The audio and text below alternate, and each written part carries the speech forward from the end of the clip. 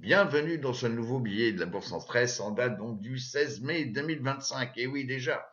Donc les marchés sont extrêmement, en tous les cas, surprenants. Donc on était bien bas, une volatilité extrême, et puis bah voilà, que des bonnes nouvelles, des contrats militaires, en veux-tu, en voilà. Donc tout va bien. Alors, bah, c'est tellement vrai que si on regarde le Fear and Greed Index, donc donné sur CNN, eh ben, vous voyez comme quoi, ça y est, nous sommes à 71 et tac, et bientôt on sera peut-être en extreme greed. Tout va bien, voilà, impeccable.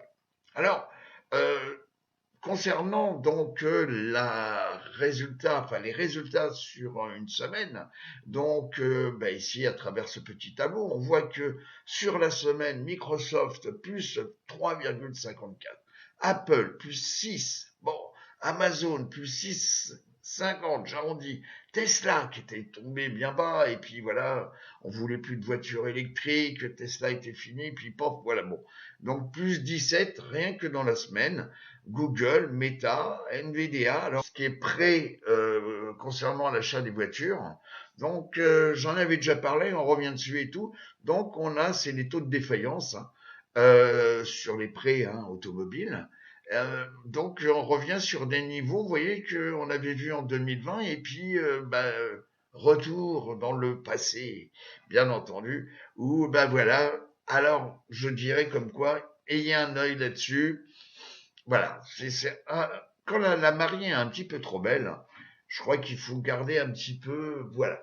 Rien n'est moins sûr sur réellement si l'économie américaine va bien, si on n'est pas rentré dans une phase de récession. Est-ce qu'on ne cherche pas à caser un petit peu des stocks sur les derniers acheteurs, et puis que les grands acteurs, eux, se défaussent petit à petit parce qu'ils ne peuvent pas tout vendre en un seul coup.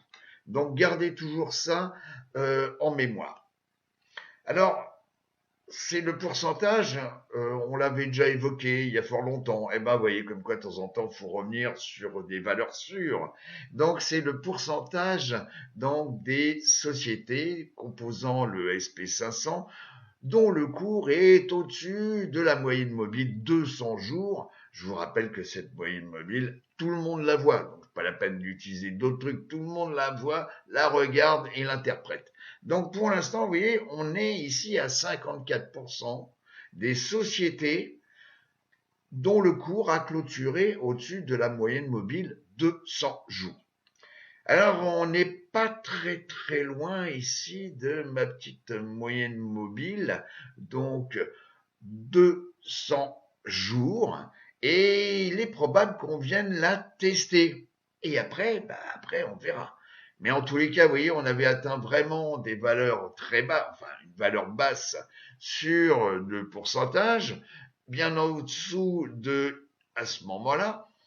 Alors, il y a eu une action, une réaction, et puis la prochaine réaction qu'il va falloir suivre, c'est cette moyenne mobile 200 jours. Regardez-la bien, et je vous rappelle que cet index, donc c'est le S5TH. Voilà. Alors, on regarde toujours souvent ça, hein, c'est le put-call ratio, puisqu'on traite les options.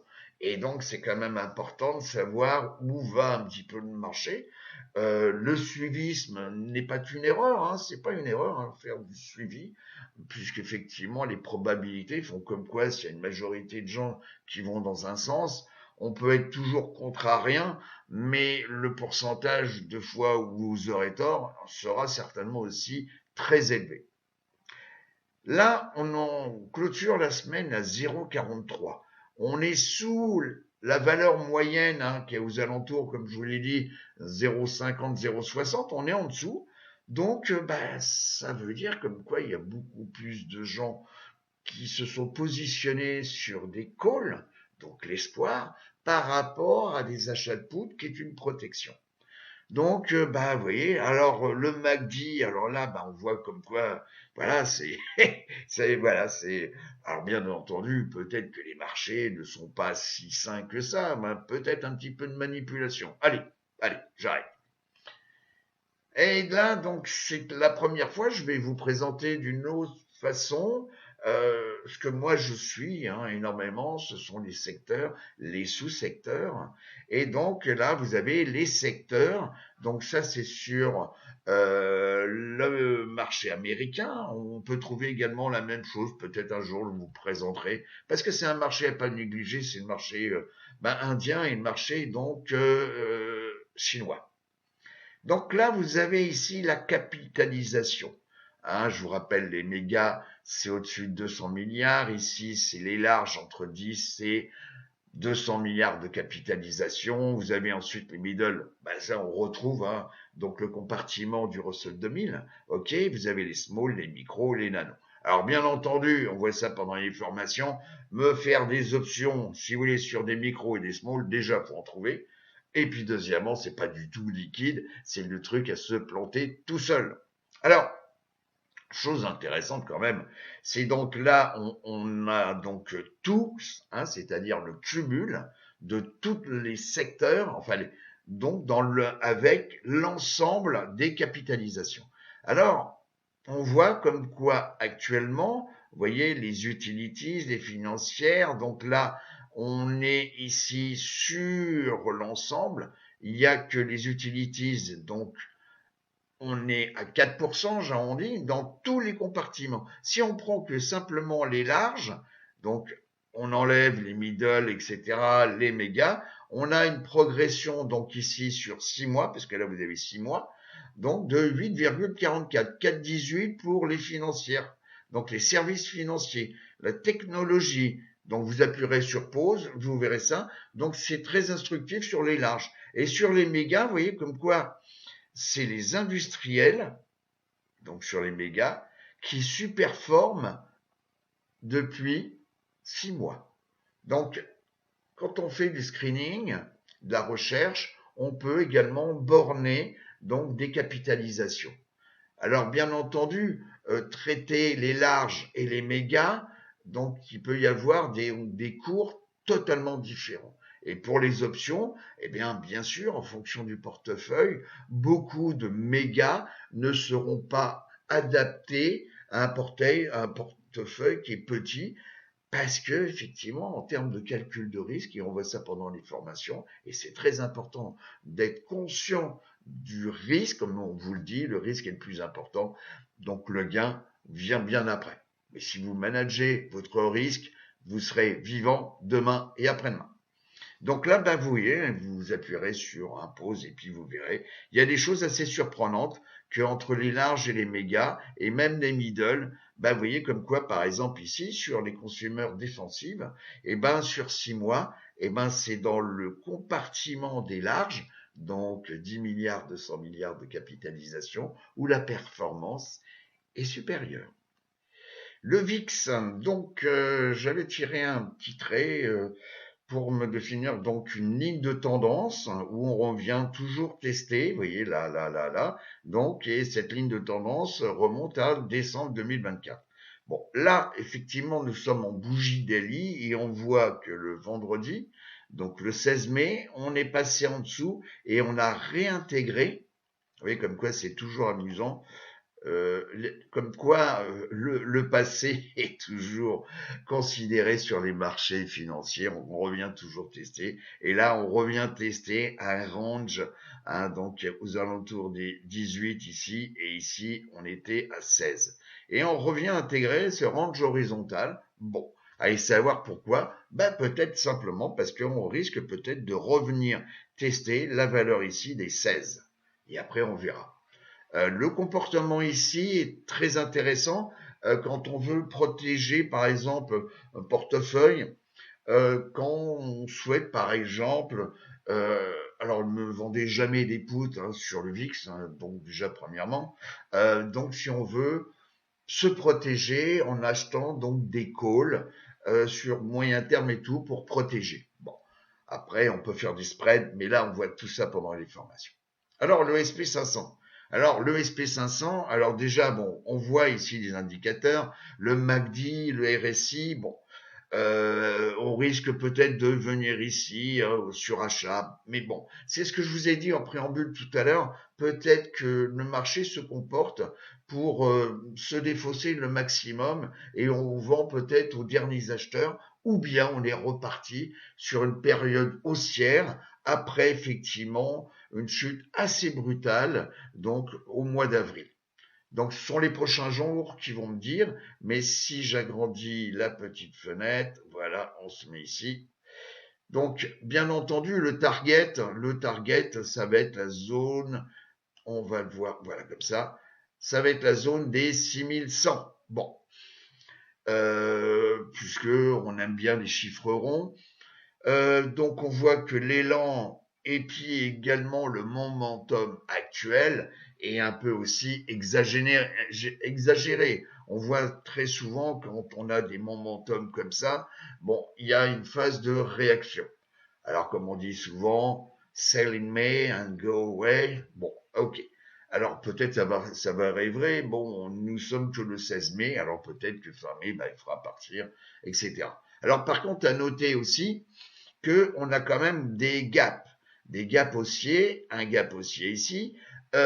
Bon, on a eu un gap haussier ici, mais il a été comblé. Bon, alors gardez ça en mémoire. Donc, marché excessif, bon, peut-être on a un retracement qui risque aussi d'être peut-être excessif, même si pour l'instant le VIX nous dit comme quoi tout va bien. Le Nasdaq 100, alors, c'est exactement pareil, vous voyez. On a des gaps. Alors, les indicateurs, RSI, MACD, voilà, on a exactement la même chose. Alors, bon, vous dire comme quoi c'est naturel, bon, j'irai quand même pas jusque-là. Alors, là, en termes de target, c'est les 22 000 hein, pour le Nasdaq 100. C'est la même chose, hein, c'est des chiffres ronds, tac, tac, on revient tester, et après, on verra. Après, on verra. Petite chose également à suivre, c'est donc la comparaison du VIX sur 3 mois par rapport au VIX 6 mois. Donc là, c'est une division. Et puisque en temps normal, la volatilité long terme est toujours plus importante, puisque c'est là, on a peur de vraiment d'après-demain, quoi. Alors que la peur à court terme, donc la peur d'aujourd'hui, peut être moindre. Et c'est le comportement de l'un par rapport à l'autre où effectivement c'est toujours intéressant. Et on voit bien ici que la comparaison fait comme quoi on était pile poil sur ce qu'on a eu comme le fort retracement des marchés courant avril. Donc là, c'est la même chose, vous voyez, comme quoi on rebaisse puisqu'on revient en position normale ou la volatilité, donc la peur moyen terme ou long terme est plus important que le court terme. Donc là, c'est une position normale.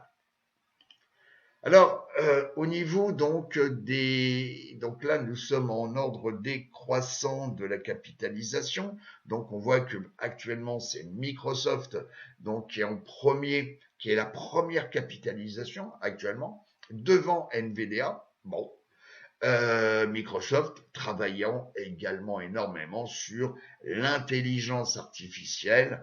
Alors bon, ça a moins le vent en poupe actuellement. Il suffit de regarder des sociétés comme AI. Bon, pour l'instant, c'est moins ça. Mais ça reste quand même néanmoins d'actualité. Il y a un gros business là-dessus quand même.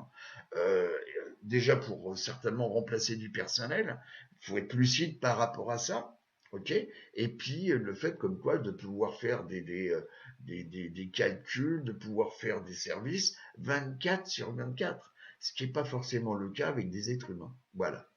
Alors ici, on voit comme quoi sur la semaine, donc, on voit que Microsoft donc a performé, hein, 3,50, j'arrondis. Et là, comme on a vu tout à l'heure sur la carte, on a 16% donc pour Nvidia. Apple, même chose et tout. Et simplement dans la journée de vendredi, il n'y a que Apple qui n'a pas vraiment bougé, ok. Mais par contre, on peut retrouver également ici, donc pour Tesla, oui, qui est une réaction, etc., etc.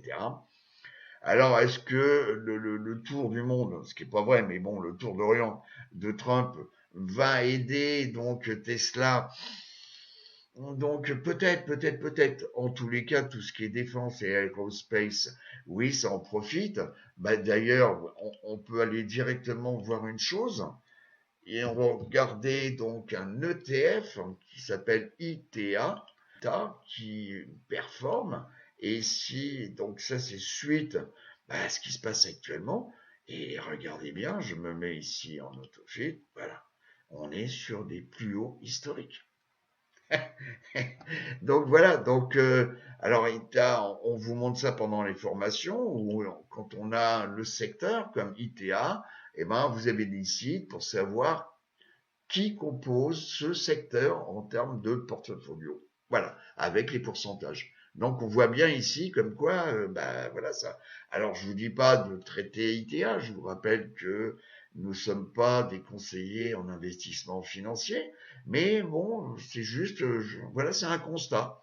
Bon, peut-être qu'il y a des choses à faire avec ITA. Allez savoir. Donc je reviens donc là-dessus, donc etc. Vous voyez donc et puis également donc Exxon, donc qui est le pétrole. Bon, ben vous voyez, même chose, je peux pas vous montrer, hein, je vous ai ouvert une petite fenêtre. Bon, c'est pas ce qui monte le plus hein, au niveau de l'énergie. Donc ce secteur de l'énergie qui est un petit peu maintenu, hein, puisque je vous rappelle que l'énergie est un handicap aussi quand il est trop haut sur l'économie et sur l'inflation. Le comportement des secteurs et des sous-secteurs qui, moi, m'intéressent. Bon. Donc, vous avez ici un SMH, les semi-conducteurs, XRT, donc ça c'est simple, c'est donc le retail, le transport, c'est un truc à suivre impérativement aux États-Unis. Ok, je vous rappelle que 70% du PIB américain est dû simplement à la consommation, donc au transport de marchandises.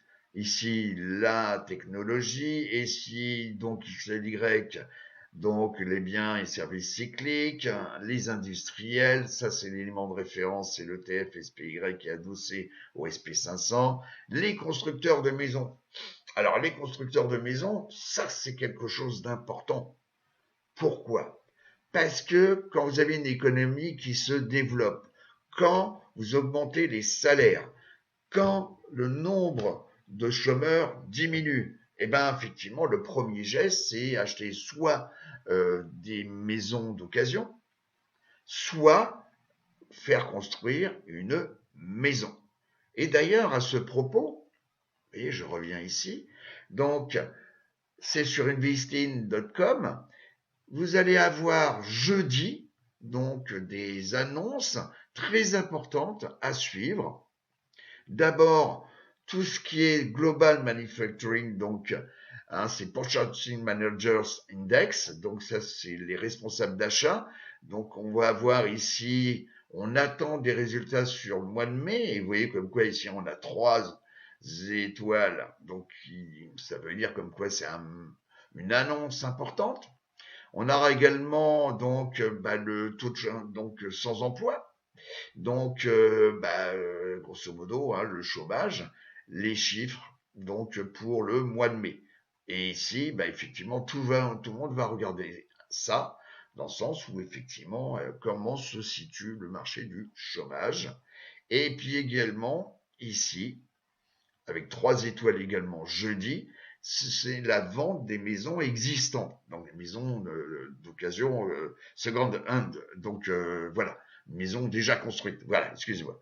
Donc là, on attend également des chiffres, donc c'est pour ça que c'est vraiment à suivre. Et je reviens ici sur les secteurs et sous-secteurs que je suis.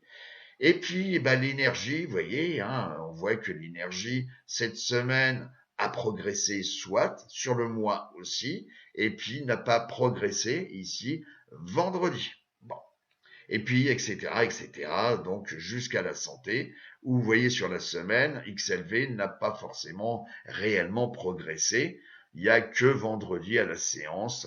Je vous rappelle que vendredi, le 16 mai, c'était donc Le troisième vendredi donc du mois, ce qu'on appelle très souvent les trois sorcières, c'est surtout l'expiration, ce qui nous concerne, c'était l'expiration, le jour d'expiration des options mensuelles. Voilà.